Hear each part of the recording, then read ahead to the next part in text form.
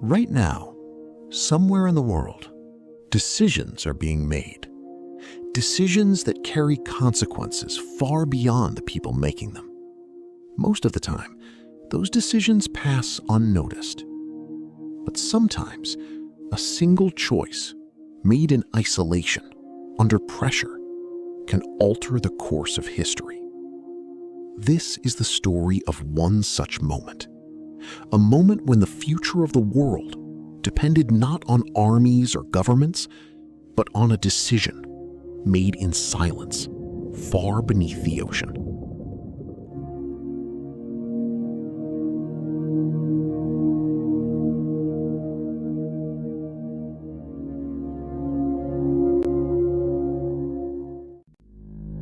In October 1962, the world entered one of the most dangerous phases of the Cold War. The two dominant powers of the time, the United States and the Soviet Union, were locked in a prolonged political and military rivalry. For years, both sides had been building nuclear arsenals, each capable of causing massive destruction. This balance of power depended on deterrence, the understanding that any nuclear attack would be met with an equally devastating response. But in 1962, that balance was disrupted. The Soviet Union began placing nuclear missiles in Cuba, just a short distance from the United States. When this was discovered, it triggered an immediate crisis. The United States responded by establishing a naval blockade around Cuba, aiming to prevent further shipments of military equipment. At the same time, military forces on both sides were placed on high alert.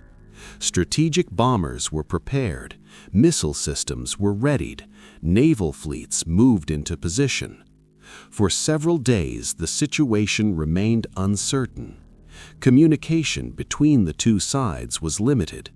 Decisions had to be made quickly, often with incomplete information. At any moment, a miscalculation or a misunderstanding could have led to a full-scale nuclear conflict. It was within this atmosphere of tension and uncertainty that events began to unfold far from public view, deep beneath the surface of the ocean. As tensions escalated on the surface, Soviet naval forces were already in motion beneath it. Among them was a diesel-powered submarine, B-59. It was one of several submarines dispatched into the Atlantic, operating far from direct contact with command. Unlike non-nuclear submarines, B-59 had limited endurance. It relied on batteries that needed regular recharging, forcing it to remain submerged for long periods under increasingly difficult conditions. Inside, the environment was becoming severe. The temperature continued to rise. Ventilation was limited. Carbon dioxide levels increased as hours passed. Crew members worked in confined spaces, surrounded by machinery, with little rest. There was no fresh air, no natural light, and no reliable communication with Moscow. Days passed without updates. The crew had no clear understanding of what was happening above the surface. They did not know how close the world was to war, or if that war had already begun.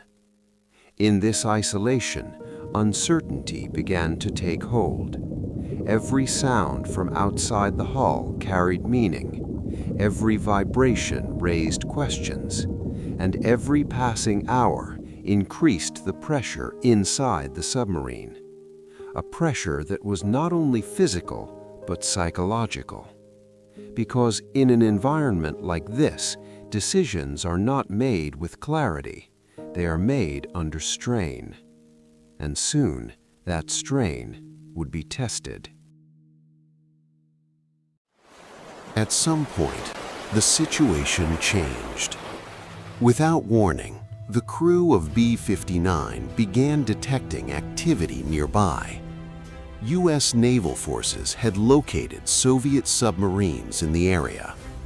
In an attempt to force them to surface, American ships began dropping depth charges. These were not intended to destroy the submarine, but to signal its presence had been detected. Inside B-59, however, that intention was unclear. The explosions echoed through the water, sharp, distant at first, then closer. Each detonation sent vibrations through the hull. The structure of the submarine trembled. Lights flickered. Equipment rattled. Conversations stopped. There was no confirmation of what was happening above.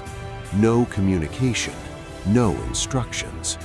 Only sound and uncertainty. To the crew, the situation could be interpreted in only one way.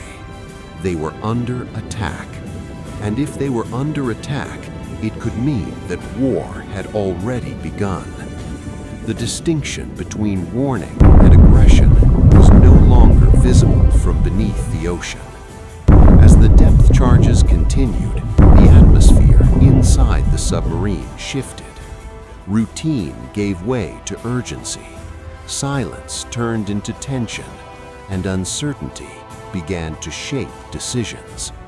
Because in isolation, with incomplete information, even a signal can be mistaken for the start of a war. On board B-59, a critical capability remained in reserve. The submarine was equipped with a nuclear torpedo. Unlike conventional weapons, its use was tightly controlled. Launch authorization required the agreement of 3 senior officers. This protocol existed to ensure that no single individual could initiate an irreversible action. In standard conditions, such safeguards provided stability, but under pressure, their effectiveness depended entirely on interpretation. Within the command structure, differing assessments began to emerge. 2 officers concluded that immediate action could be justified. Their reasoning was based not on confirmed information, but on the assumption that escalation had already taken place.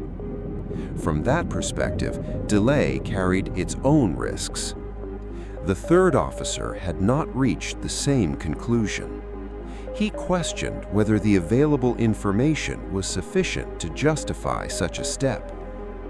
The decision was no longer about procedure alone. It had become a matter of judgment. A single outcome required unanimous agreement. Without it, the weapon would not be used. With it, the consequences would extend far beyond the immediate situation. Inside the submarine, the discussion moved toward a resolution, not driven by certainty, but by interpretation. And the final outcome remained undecided. Among the 3 officers required to authorize the launch was Vasili Arkhipov. He was not the commanding officer of the submarine, but he held equal authority in this decision. Arkhipov was an experienced naval officer. He had previously served in high-risk environments and had already witnessed the consequences of technical failure and crisis at sea. Those experiences shaped his approach to uncertainty. Where others saw confirmation, he saw the absence of reliable information. Inside the submarine, pressure to act was increasing. 2 officers had already reached their conclusion. From their perspective, the situation justified escalation. Arkhipov did not share that assessment. He questioned whether the available evidence supported such a decision. There had been no direct order, no confirmed declaration of war, no clear indication that a nuclear response was necessary. Acting without certainty meant accepting consequences that could not be reversed. Arkhipov argued for restraint. He proposed an alternative. Instead of launching the torpedo, the submarine should surface and attempt to establish communication. This approach carried risk, but it preserved the possibility of clarification. The discussion was not immediate. It required time, deliberation, and control under pressure. Inside a confined space, under uncertain conditions, 3 individuals held differing interpretations of the same situation, but only one outcome was possible: unanimous agreement or no action. Arkhipov maintained his position, and in doing so, he prevented the decision from moving forward. At that moment, the outcome of the situation shifted, not because of new information, but because one individual chose not to assume.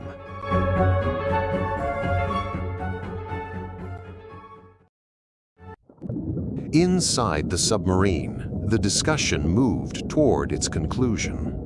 There was no new information, no confirmation from command, no external clarity, only the interpretations that had already been formed. The required agreement had not been reached, and without it, the launch could not proceed. The nuclear torpedo remained unused. No signal was sent. No escalation followed. For a time, the situation remained unchanged. Then, gradually, the immediate pressure began to ease. The submarine surfaced. Communication was re-established. The broader situation, which had been uncertain, began to shift. In the days that followed, the confrontation between the United States and the Soviet Union moved away from escalation. Diplomatic channels reopened, decisions were reassessed, and steps were taken to reduce the immediate risk. The crisis did not result in nuclear conflict. At the time, the events inside the submarine remained unknown. They were not part of public reporting. They did not influence immediate decisions on the surface, but they were part of the outcome. Only later did it become clear how close the situation had come to a different path, not through a deliberate plan, but through uncertainty, isolation, and interpretation. The outcome was not determined by capability alone. It depended on process, on restraint, and on the absence of complete agreement. Because in critical moments, what does not happen can matter as much as what does.